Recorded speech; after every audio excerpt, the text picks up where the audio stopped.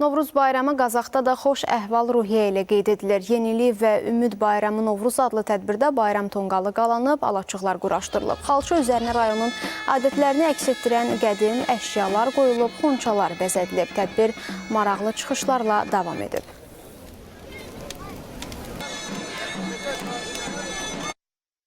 Novruz bayramımızı çox yüksək əhval-ruhiyyə ilə keçiririk. Ona görə ki, artıq bizim işğaldan azad olmuş torpaqlarımızda üçrəngli bayraqlarımız dalğalanır. Orada bizim bayram tonqallarımız yanır. Biz qalib olan bir xalqıq. Qalib xalqın nümayəndələriyik. Novruz bayramı xalqımızın tarixi keçmişindən bugünə kimi öz belə deyək də adət-ənənəsini, öz azad ruhunu qoruyub çatmış xalqımıza, bu günümüzə bir milli dəyərimizdir və sözsüz ki, biz də bu dəyəri qoruyub saxlamalıyıq və özümüzdən sonraki nəsillərə ötürmək bizim bir mənəvi borcumuzdur.